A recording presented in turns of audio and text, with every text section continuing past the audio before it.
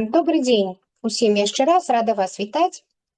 І сёння мы з вами працягнем размаўляць пра такіх цікавых асоб, жанчын і аднаго мужчыну. І гэта будзе, так скажем, не толькі дзве, але 4 жанчыны, аб якіх мы будзем з вами размаўляць. І я вам прыгадаю, што недзе, так скажем, у 1909 годзе Інесса Арман сустрэлася з Леніным, і такая, скажем, такая сітуацыя, такая вельмі неадназначная сітуацыя. Усе, хто ведаў Інессу Арман, тым усе казалі, што яна была вельмі такой прыгожай. Это было какое-то чудо, ее обаяние никто не выдерживает. Ленин, ему 39, ёй маці 5 дзяцей 35, и социал-демократ Георгий Кротов пригадывал: казалось, жизни в этом человеке неисчерпаемый источник. Это был горящий костер революции. Тут, конечно, вельмі такая цікавая сторонка жизни и биографии Ленина. И справа ў тым, што калі мы прыгадаем жанчын, якія выбралі сваім шляхам служэння рэвалюцыі, то, як правіла, яны былі вельмі аскетычны, да, и та же самая Надзея Крупская казала, что, нет во мне, я как русская природа, нет во мне ярких красок. И калі мама ей казала, мама Надзея Константиновна Крупская казала, что ты, як-то, так скажем, прыбярыся, там, падфарбуй, там, прычоску іншую зрабі. Тым больш, што жылі яны ўжо за мяжой, і можна было бачыць, як гэта робяць астатнія барышні.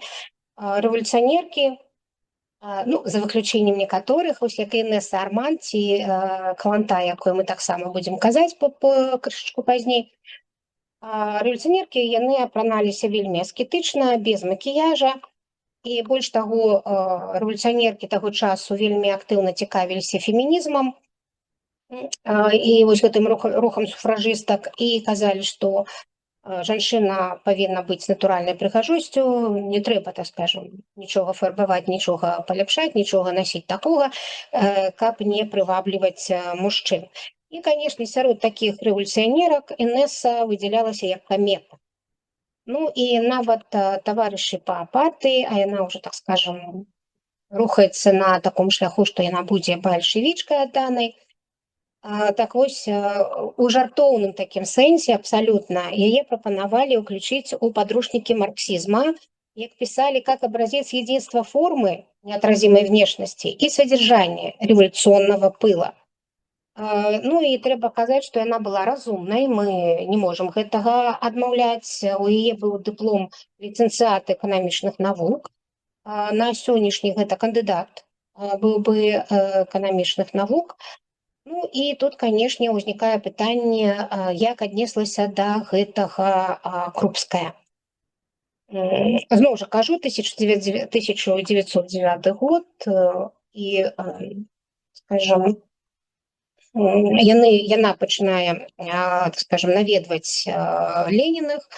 И, ведаеце, Крупская писала: в доме светлело, когда приходила Инесса. Писала Надзея Константиновна Крупская. Інесса стала сакратаром, перакладчыкам і дапамагатай у гаспадарцы дома Леніна і Крупскай. А восенню 1910 года яна пераехала ў Парыж для таго, каб ужо быць канчаткова да сваіх сяброў. І вось склаўся гэты трохкутнік. Трохкутнік, які, ведаеце, быў такім дзіўным і, я думаю, балючым для абодвух жанчын. Тут трэба яшчэ падкрэсліваць розніцу. Нягледзячы на тое, што Крупская была рэвалюцыянеркай, яна была прыхільніцай фемінізма і барацьбы жанчын за свае правы, усё ж такі яна прытрымлівалася такіх кансерватыўных дастаткова адносін, то, што тычылася сям'і і кахання. Мы с вами ведаем, што Крупская прысвяціла сваё жыццё служэнню Леніна. І нягледзячы на тое, што першапачаткова яна не ўразіла маці Леніна, можа быць, маці Леніна не хотела бачыць вось такую простую серую мілавідную, але абсалютна простую барышню, жонкай свайго адзінага сына. Але потым убачыла, што гэтая дзяўчынка проста сваё жыццё паклала на служэнне сыну і адносілася цёпла да Крупскай, нягледзячы на тое, што ўжо ў Шушынскам, да, праявілася яе хвароба Базедава, і гэта азначала, што дзяцей у гэтым шлюбе не будзе. Да, то есть вось, і маці Леніна яна прыняла проста Надзею Крупскую. І тут з'яўляецца Інеса, якая, ну, як плюс і мінус, ведаеце, плюс і мінусы. Крупская, ведаеце, зрабіла, на мой погляд, вельмі цяжкі выбар для сябе як жонкі, якая прытрымліваецца традыцыйных зноў жа поглядаў, у адрозненні ад Інесы. Інеса была прыхільніцай тэорыі такога свабоднага кахання, якая будзе потым вядома як стакан вады. Да, шклянка вады, вось мы таксама будзем пра яе з вами размаўляць. Вось Калантай будзе такім яскравым прадстаўніком у савецкай Расіі гэтага накірунку. Так вось, дзве жанчыны, адзін мужчына. І тут, канешне, яшчэ цікава, як аднесліся да гэтага мамы Леніна і Крупскай. Ведаеце, мы ведаем, што мама Леніна цёпла адносілася да Крупскай, а вось з Арманд яна не сустракалася, таму што Ленін вернецца з эміграцыі ў 16-м годзе, ой, 17-м, прабачце, годзе, а ў 16-м годзе, мы ўжо з вамі казалі, мама Леніна памрэ. І асабіста мама Леніна і Інеса Арманд ніколі не сустракаліся. І такіх няма прамых там доказаў ні ў лістах, ні ў дзённіках. Вось яна не пісала нічога пра Арманд, яна яе проста, ведаеце, так ігнаравала. У адрозненні ад маці Крупскай. Ведаеце, маці Крупскай заняла вельмі цікавую і дзіўную пазіцыю у дачыненні да Арманд. Справа ў тым, што калі ў 1913 годзе Інеса Арманд прыедзе ў Кракаў, дзе будзе на той час галоўны штаб бальшавікоў, і зноў жа, да, будзе там каля побач Леніна. Інеса сніме пакойчык у той жа гаспадыні, дзе жыў Каменеў, і к Інесе менавіта ў Кракаве будзе вельмі прывязана маці Крупскай, да якой Арманд будзе прыходзіць паразмаўляць і пакурыць. Да? Вось маці Надзеі Канстанціновны Крупскай, Елізавета Васильевна, вельмі блізка будзе, скажем, мець стасункі з Інесай Арманд, і Інеса Арманд таксама прывяжацца да вось маці Крупскай. Цікавая вельмі сітуацыя. Ну, ведаеце, хто з нас мама, і вось калі складваецца такая сітуацыя ў сямейным жыцці дачкі, складаны такі перыяд, то, можа быць, гэта маё проста, скажем, меркаванне, можа, хто з вас, вось я буду пакідаць час сёння, каб размаўляць, у вас будзе іншае, можа, якое-нибудь тлумачэнне, буду рада паслухаць. Но мне падаецца, што маці Крупская, вось Елізавета Васильевна, яна зрабіла такі вельмі простую выснову, да, пасябраваць суперніцай дачкі, перацягнуць такім чынам увагу гэтай жанчыны, адцягнуць крышачку ад мужа дачкі, вось на іншыя якія-нибудь стасункі. Можа быць, Інесе на самой справе не хапала вось гэтай цеплыні, не хапала чагосьці, такіх эмоцый. Ну і вось, скажем, можна зайсці было да Елізаветы Васильевны, ну, паразмаўляць і, скажем, пакурыць, да? Тым больш мы з вами ведаем, што Елізавета Васильевна фактычна вела вось хатнюю гаспадарку, да, вось увесь дом вела, таму што ні Надзея Крупская, ну, не тым больш Ленін, хатнімі справамі не займаліся. Вось Надзея была такой рэвалюцыянеркай, адданай рэвалюцыйнай справе. так скажем, жанчынай, але дом весці яна не ўмела. І гатаваць яна таксама не ўмела.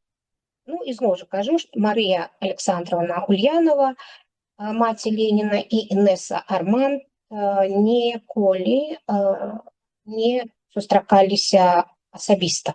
Да? Вось у адрозненне ад Елізаветы Васильевны, мамы Крупскай. Ну, трэба сказаць, што у Францыі Арманд пачне хадзіць на лекцыю ў Сарбоне і паралельна займе пост сакратара замежных арганізацый РСДРП. У 1911 годзе Інесса пераедзе ў прыгарад Парыжа для таго, каб выкладаць у партыйнай школе для падрыхтоўкі кадраў сярод рабочых. І калегамі па выкладанню сталі Ленін, Луначарскі, Каменеў, Зіноўеў, ну, усіх, каго мы будзем ведаць уже як дзеячоў пасля 1917 года. Цікава, што ў 1912 годзе Інесса Арманд рашылася на такую вельмі рызыкоўную місію па фальшываму пашпарту на імя на імя Францыскі Янкевіч яна прыедзе ў Расію. І задачай Інессы будзе аднавіць працу партыйнага падполля. Але яе даволі хутка раскрылі, і па даносе яна зноў апынулася ў турме. Прасядзіць у турме яна год. І хто ж яе вызваліць з турмы? Хто унясе 5000 залога за Інессу Арманд? Канешне, Александр Арманд. Александр Арманд, які выхоўваў усіх 5 дзяцей. Ведаеце, такі прыклад мужчынскай адданасці і кахання. Александр Арманд, які не развядзецца з Інессай Арманд, які будзе выхоўваць сваіх 4 і свайго племянніка, якому даць сваё імя па бацьку Александрович, для таго, каб гэты дзіцёнак, народжаны ад брата Владимира, сваёй каханай жанчынай, не адчуваў сябе некамфортна ў жыцці. Што такое было 5000 на тыя грошы? Я прыгадаю, што пенсія Ульянавых пасля смерці бацькі складала 1200 рублёў у год. А тут Александр Арманд, ён унёс 5000 рублёў за Інессу. І на наступны, вось у 13 годзе, так скажем, яе вызвалілі. Інесса пэўны час будзе заставацца у Расіі, пабачыцца з дзецьмі і зноў паедзе за мяжу. У Парыжы разам з іншай бальшавічкай Людмілай Сталь яна пачне выпускаць жаночы часопіс «Работніца», выйдзе 8 нумароў, потым выданне прыкрыюць, ну, потым, я думаю, што вы памятаеце, што такі часопіс «Работніца» ў Савецкім Саюзе быў. Але ўсё ж такі жаночае пытанне вельмі хвалявала Інессу Арманд, і, напрыклад, ужо ў 15 годзе Арманд і Клара Цэткін арганізавалі міжнародную канферэнцыю жанчын-сацыялістак. Ну, і зноў жа кажу, Інесса ў гэты час вельмі шмат размаўляе аб шлюбе і свабодным каханні. Гэтае каханне, гэта ідэя свабоднага кахання ёй была вельмі блізка, і яна марыла нават напісаць на гэтую тэму кнігу. Інесса і Надзея былі супрацьлегласці. Стрыманая, сціплая, бездзетная, далёкая ад быта і шумных кампаній, Надзея Крупская стварала Леніну спакойны, утульны, але бесканцова сумны тыл. Спакойна, надзейна, але сумна. Улюбчывая, ветраная, абаяльная Інесса, маці 5 дзяцей, цудоўная гаспадыня і душа суполкі адчыніла Леніну мір страсці і асалоды. И французский социалист Шарль Рапопорт означал: Ленин не спускал свои монгольские глаз с этой маленькой француженки. Так начался странный и мучительный союз на троих. забота Крупской, страсть Арманд и общее дело революции. 2 года они странствовали по Европе. Франция, Швейцария, Польша. Обе женщины изо всех сил поддерживали видимость дружеских отношений, боясь повредить делу. Аднак Надею Крупскую все ж таки ревность разъедала. На людях яна, так скажем, трымала твар, яна не показывала сваіх эмоцый, нават могла сустракаць, яна заўжды сустракала Інесу Арман з такой паказной радасцю, як яна, так скажем, рада яе бачыць. І прычым гэтымі яна пазіцыянавала сябе, пацвярджала свой законны статус жонкі, якая знаходзіцца каля мужа, афіцыйнай жонкі. Да?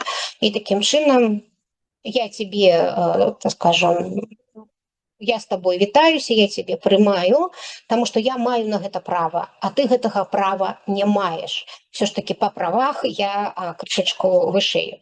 Аднак свае такія сапраўдныя пачуцці яна вылівала у дзённіку, і у гэтым дзённіку ёсць такія даволі рэзкія выказванні пра тое, што яна думае пра Інесу Арман.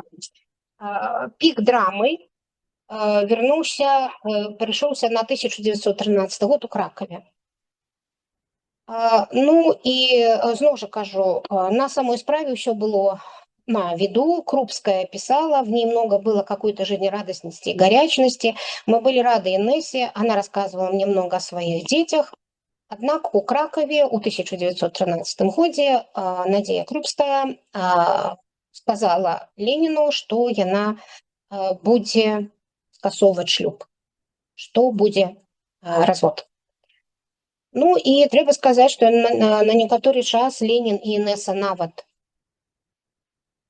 узрадаваліся, і Інеса планавала ўжо сумеснае жыццё з Леніным у Кракаве і разам з дзецьмі. Ну і тут нават тое, што Крупская нават дапамагала ўжо шукаць кватэру ім. Канешне, Крупская гэта просто для мяне такая дзіўная жанчына, таму што дапамагаць яшчэ шукаць кватэру. Аднак што здарылася потым, вельмі раптоўна Інеса з'ехала.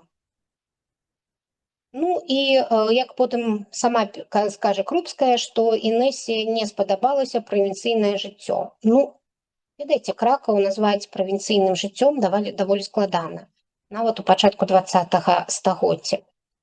Ну, а я думаю, што ўсё ж такі Ленін сам разарваў гэтыя адносіны, яму трэба было зрабіць вельмі такі, цяжкі выбар.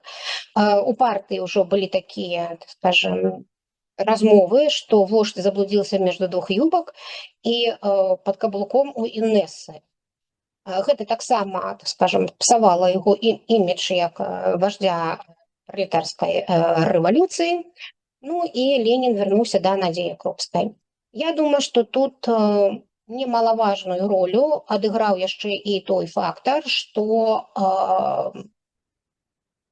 5 дзяцей, якія бы прыехалі, нягледзячы на тое, што гэта ўжо былі не зусім малыя дзеці, хаця малодшы быў малы.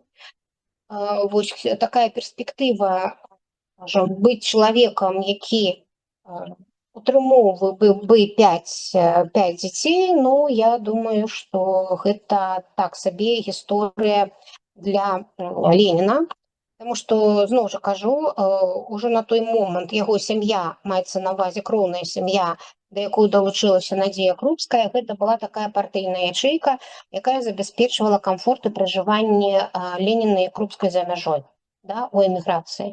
Фінансіст гэта маці, да, сёстры надзейныя сувязныя. Калі браць сітуацыю, калі б ён жыў разам з Інесай Арманд і дзецьмі, тут, канешне, першае пытанне, якое паўстала, гэта фінансавы складнік. Утрыманне 5 дзяцей і 2 дарослых, 7 чалавек, гэта сур'ёзная праблема, якую, можа быць, маці бы Леніна проста не пацянула фінансава. Сам Ленін таксама не мог іх фінансава пацягнуць.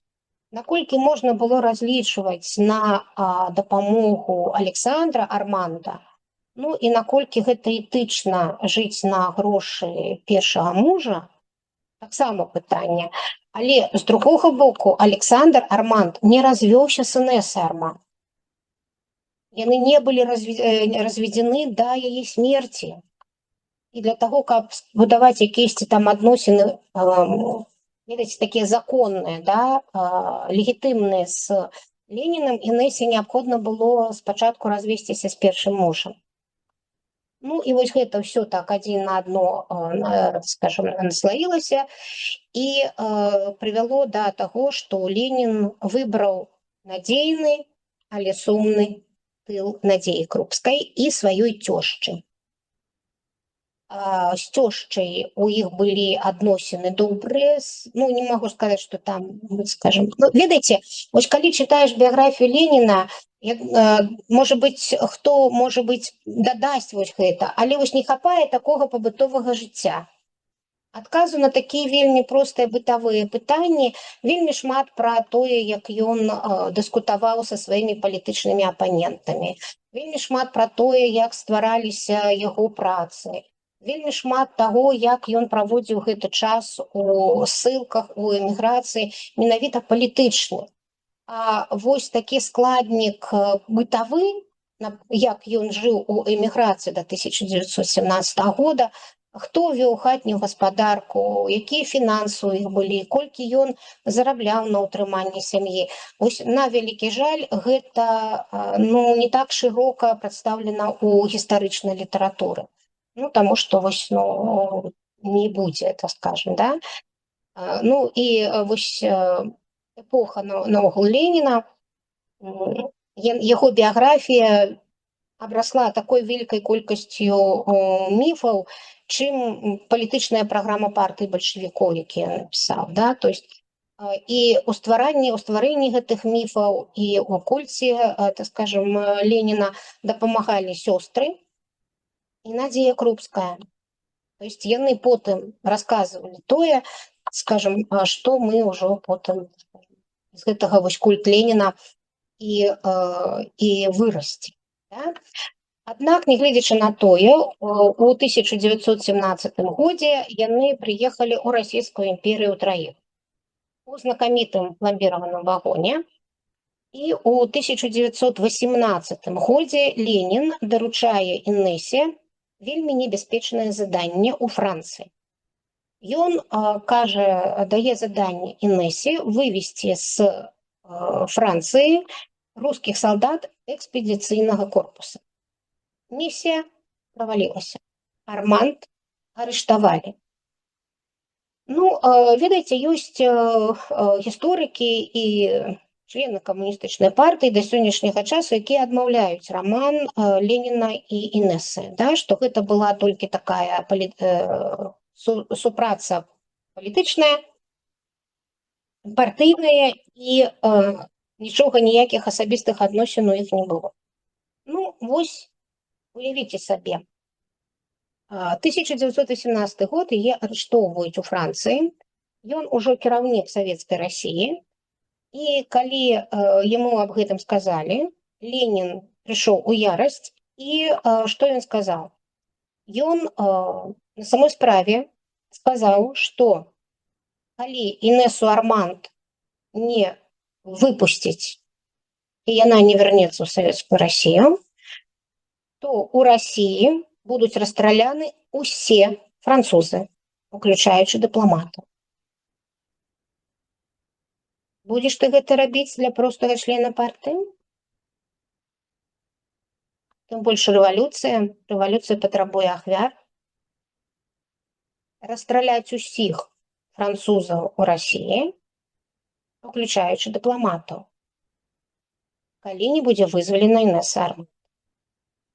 Інэса Арманд была вызвалена. Менавіта Інэсу Ленін пакліча, калі прыйдзе ў сябе пасля стрэлу Фані Каплан у 1918 годзе. Ён скажа: позовите Инессу, попросите ее побыстрее прийти. Скажи скажа Ленін. Ён будзе ляжаць у сваёй пакоі ў Крамлі. Дзве кулі, якія яго паранілі, трапілі ў горла і лёгкае. Рана была даволі сур'ёзная, яшчэ некалькі міліметраў, і ён бы згубіў жыццё.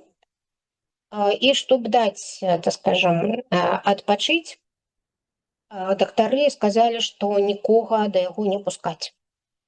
Аднак Ленін запатрабаваў, што так, не трэба нікога да мяне пускаць, акрамя Інесы Арманд. Мне трэба, каб Інеса была побач. І яна прыйшла. Што крышачку пра пакушэнне 1918 года, гэта Фанні Каплан. І ведаеце, гэта адна з самых такіх загадкавых гісторый вось першага этапу станаўлення Савецкай Рэспублікі, таму што Фанні Каплан, ці Каплан па-рознаму ставіць націск, гэта такая вельмі цікавая асоба. Ну, па-першае, мы ўсе са школьнай праграмы ведаем, што Ленін дараваў. Сказаў, я дарую Фанні Каплан, да, і ўсе былі ўпэўнены, што Фанні Каплан выжыла. Да? На самой справе гэта зусім не так. Ну, трэба пачаць, што імя нават гэта вось менавіта Каплан ці Каплан, гэта яе не радавое, так скажем, імя. Яна нарадзілася ў 1890 годзе у Валынскай губерніі у сям'і габрэйскага настаўніка Хаіма Ройтблата. І яе сапраўднае імя Фейга Хаімаўна Ройтблат. І чаму вось яна ўвойдзе ў гісторыю як Фанні Каплан? Першае, па мужу.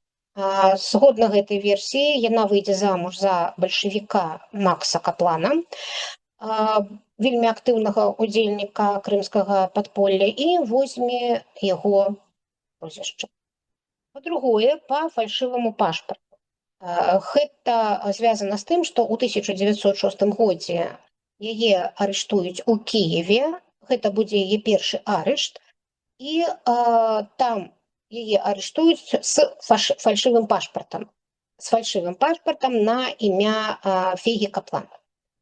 Вось, ну і таму вось яна ўжо войдзе ў гісторыю як Каплан.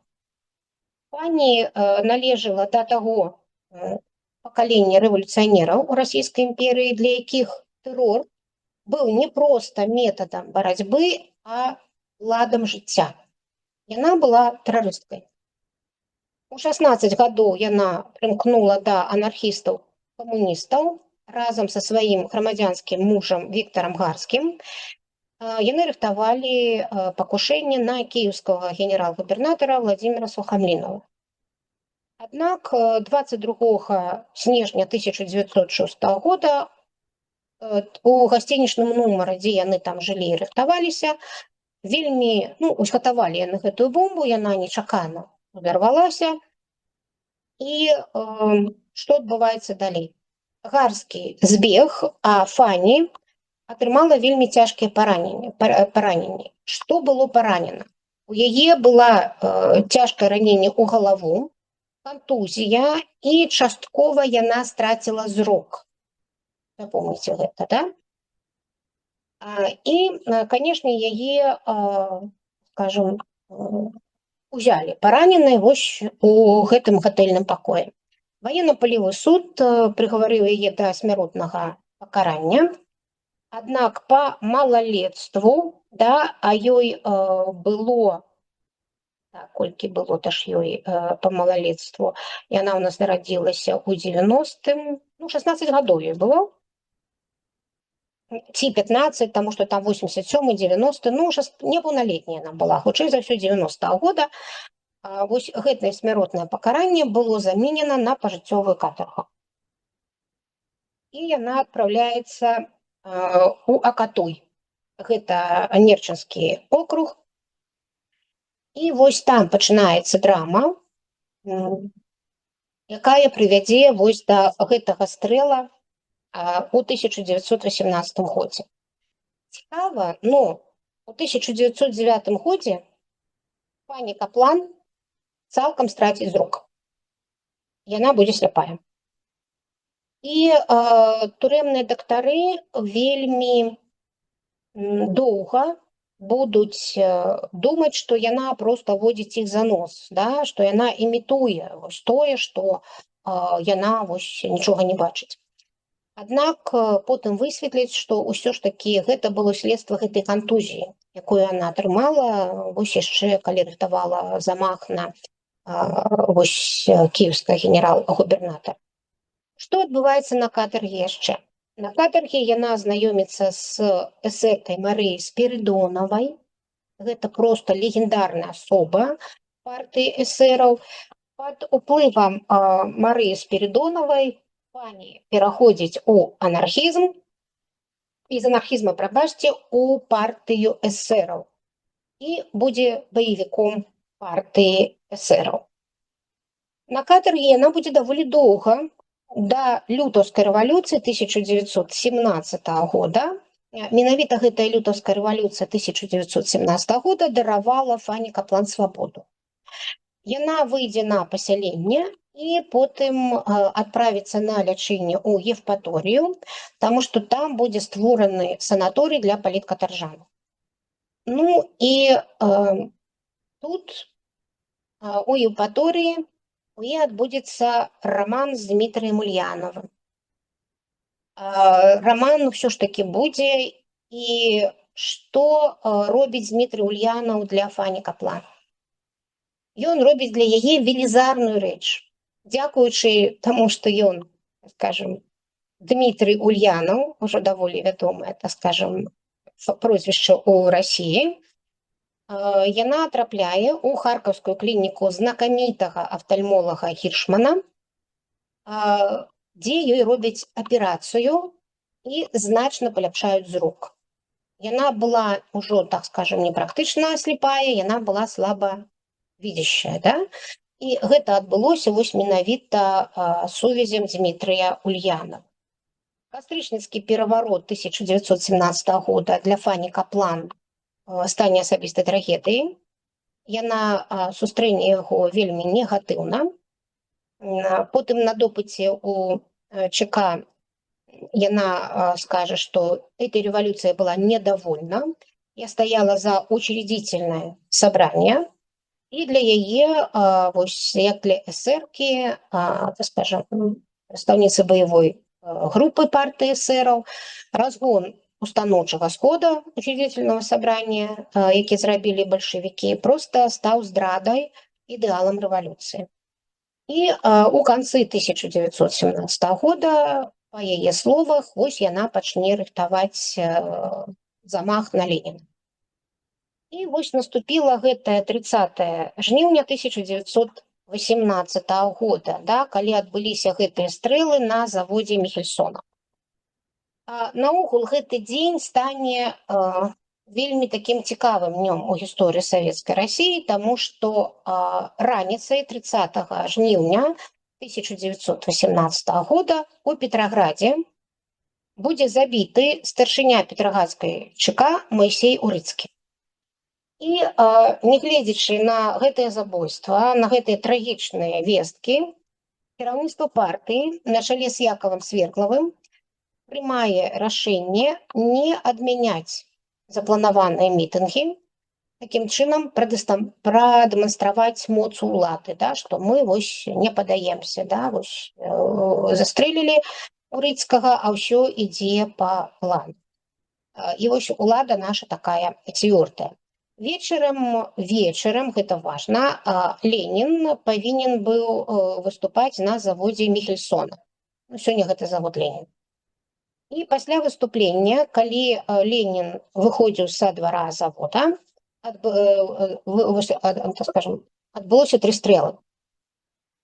2 кулі трапілі ў Леніна, і 1 куля трапіла ў работніцу, якую, скажем, якая стаяла побач з Леніна. І шафёр Степан Гіль потым скажа, што ён бачыў жаночую руку са зброяй. Леніна адвезуць у Крэмль, скажем, будуць змагацца за яго жыццё. Ну а Фанні Каплан затрымалі на месцы. І тут пачынаюцца цікавосткі. Па словах памочніка камісара Батурліна, ён схапіў Фанні Каплан, таму што на яе паказалі дзеці, якія пачалі крычаць: яна страляла ў Леніна, яна страляла ў Леніна. Затрыманая назвалася Фанні Каплан і адразу прызналася ў тым, што гэта зрабіла яна. Ну і пачынаючы вось з гэтага моманта, гісторыкі дзеляцца на два лагеры. Галоўная, так скажем, праблема, якая падзяліла і да сённяшняга часу дзеліць гісторыкаў на гэтыя два лагеры, гэта праблема фізічнага стану Каплана. Шматлікія сучасныя даследчыкі і сучасныя крыміналісты задаюць вельмі простае пытанне: як жанчына, якая дрэнна бачыла, змагла зрабіць 3 дакладных стрэла ў сумерках? Гэта вечар. Гэта ўжо не такая бачнасць. Так, у клінікі зрабілі ёй аперацыю, зрок ёй вярнулі, але ён быў даволі слабым для таго, каб страляць з расстаяння. Да? То есть гэта першая праблема. І гэта парадзіла некалькі версій. Афіцыйная версія: Каплан дзейнічала як агент правых эсэраў і антанты. І вось пакушэнне на Леніна дало магчымасць бальшавікам распачаць крывавы тэрор, красны тэрор, які пачынаецца вось менавіта з замаху Леніна ў 17 годзе. Ёсць версія крэмлёўскай змовы, што пакушэнне было выгадна Якаву Свердлаву, які б у адсутнасці Леніна, скажем, забраў у свае рукі агромную ўладу. І ў гэтым кантэксце вось Фанні магла быць такім стрэлачнікам ці падстаўной фігурай, а сапраўдны забойца проста пакінуў месца здарэння. І версія памылкі, што Каплан затрымалі па памылке, а прызнанне выбілі сілай.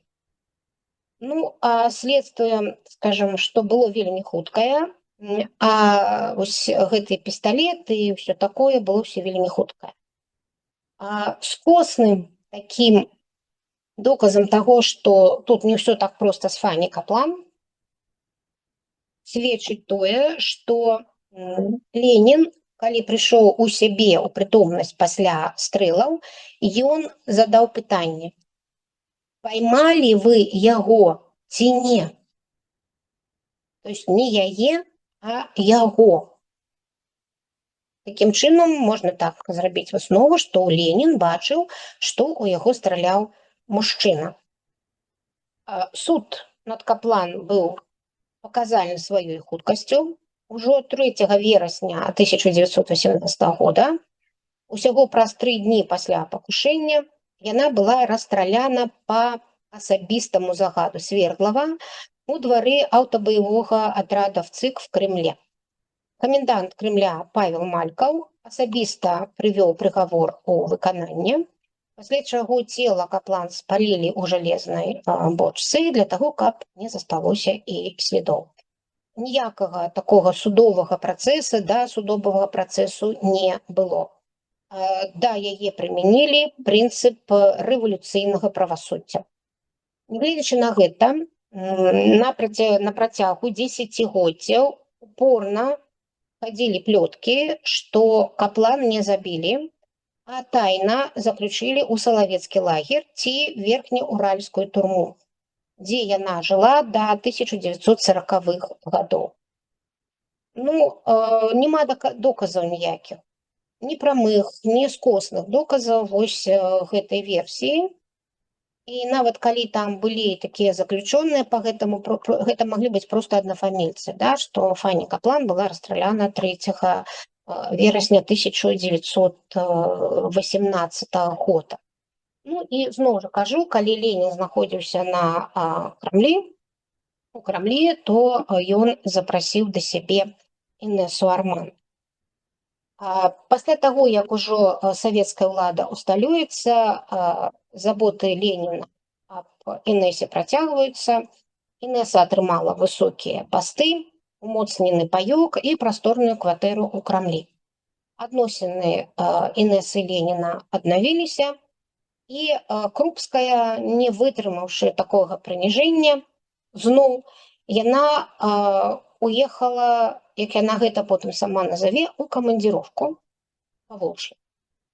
Аднак Ленін угаварыў яе вярнуцца. И записи у дзённікі Крупской 1918 года вельми такие выразные.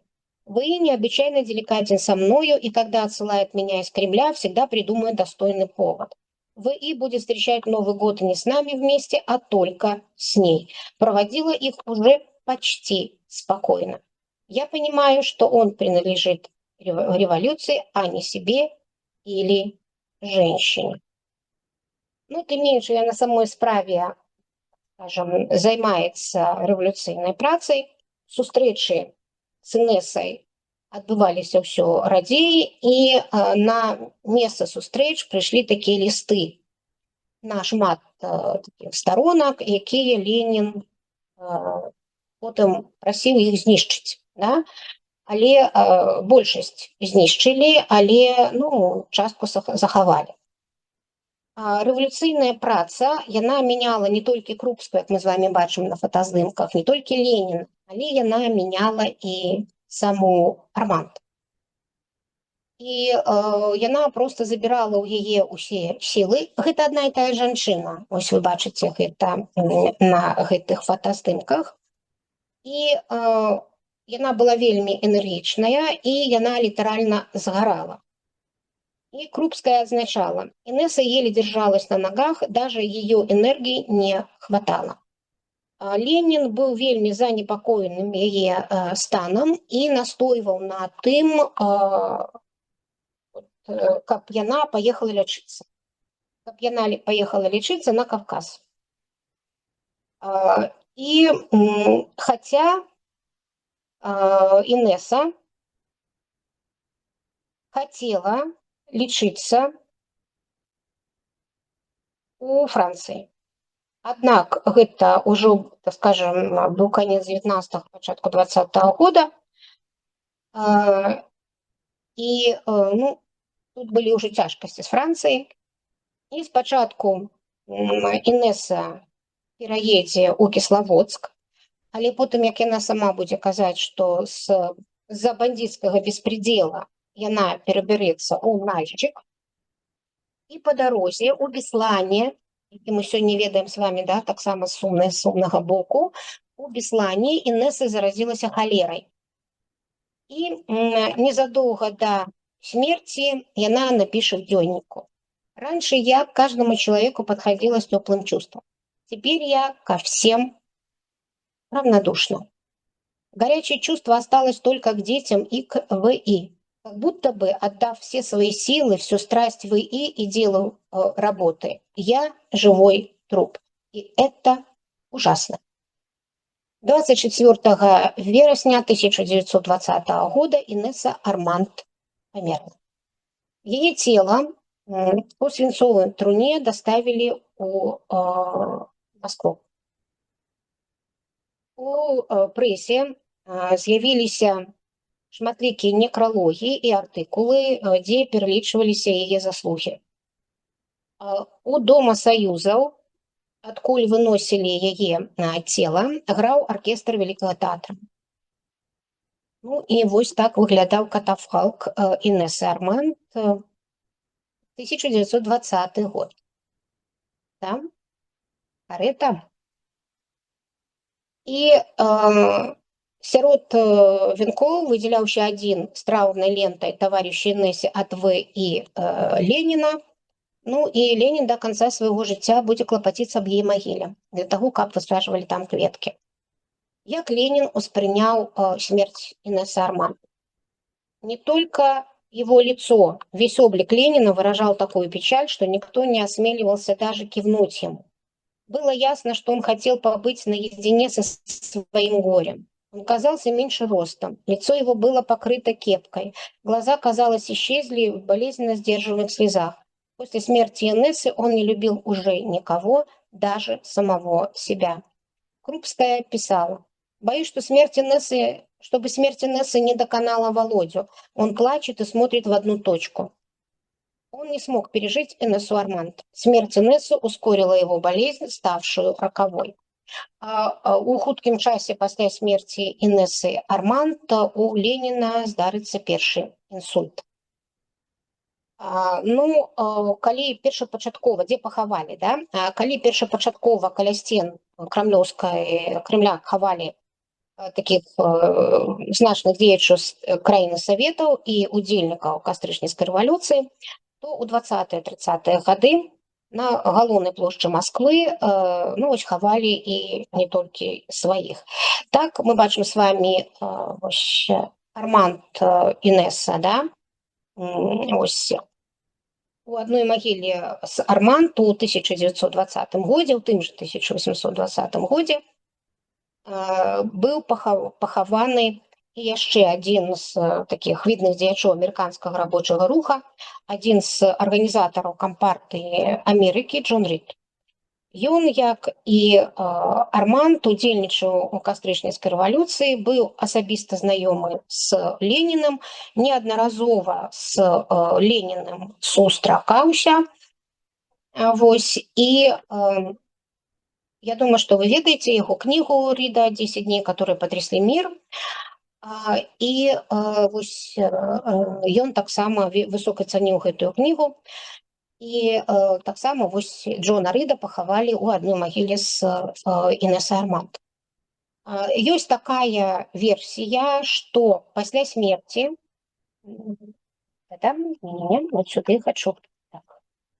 што пасля смерці Інессы Арманд Крупская і Ленін узялі на выхаванне, дзяцей Арманд. Гэта неправда. У 1920 годзе дзеці былі ўжо дарослымі. Александру 26, Фёдору 24, Іне 22, Варвары 19 і Андрэю 17. І выхаваў дзяцей Александр Арманд. Александр Арманд і дзякуючы выхаванню бацькі і фінансавай дапамогі дзеці атрымалі бліскучую адукацыю. Варвара стане заслужаным мастаком РСФСР. Александр стаў сакратаром таргпредства ў Тегеране. Інна будзе працаваць у інстытуце марксізма-ленінізма. І гэтыя трое дзяцей пражывуць да такіх сталых гадоў. Фёдор памрэ ад туберкулёза ад сухоты ў 40 гадоў, а малодшы Александр Арманд, сын Владимира, загіне на фронте ў 1944 годзе, будучы гвардыі капітанам, начальнікам военно-тэхнічнага, забяспечання зенітна-артылерыйскага палка. Цікава, што пасля рэвалюцыі, нягледзячы на тое, што ён быў капіталістам, ён будзе, Александр Арманд, я маю на ўвазе, будзе не раскулачаным капіталістам. Ён застаўся ў Расіі. Больш таго, яго пакінулі жыць у сваім доме ў Алёшына. І яго не чапалі. Зноў жа кажу, ён быў афіцыйным мужам Інессы Арманд. Яны былі не разведзены. І пасля смерці Інессы Арманд ён стаў удаўцом. І толькі пасля таго, як ён стаў удаўцом, ён ўсё ж такі вырашыць уладкаваць сваё жыццё, і ён ажэніцца на маладой сялянкі Сцепанідзе Карасёвай. І ў гэтым шлюбе ў іх нарадзіцца сын, якога назавуць Уладзімірам. Я думаю, што ўсё ж такі ў памяць аб браце, а не о Леніне, да? І цікава, што з капіталіста ён ператворыцца ў калгасніка. Ён будзе прыняты ў калгас і будзе працаваць у гэтым калгасе. І дажыве Александр Арманд да 73 гадоў. І памрэ Александр Арманд у час вайны ў 1943 годзе. Вось так закончыцца закончыцца яго жыццё, да, такого адданасці, да, адной жанчыне і дараванне гэтай жанчыне ўсё. Надзея Крупская перажыве Леніна на 15 гадоў і, скажем, нават памрэ яна ў 1939 годзе, і ёсць такое паданне, што ну, яе будуць вельмі складаныя адносіны са Сталіным. Яна там будзе заступацца за арыштаваных рэвалюцыянераў, асабліва з тым, з кім яны былі ў эміграцыі. Яна напіша гэты знакаміты, перадасць Сталіну напісаны Ленінам гэты знакаміты лісток 10-му з'езду, ліст, да, і ёсць версія, што перад яе 70-годдзем на банкеце яе пачастуюць тортам, вось, і гэты торт будзе, от, карацей кажучы, яна яе атруціць, да? Ну, ёсць такая версія, што яна памрэ вось ад прыступа, скажем, панкрэатіта, заварта кішок, калі па-іншаму называюць, ну, вось, што яна была атручана гэтым кавалкам торта. Вось такая гісторыя, вось такія ўзаемадносіны. Жадаю вам усім добрага тыдню і да сустрэчы ў наступны аўторак. Беражыце сябе. Да пабачэння.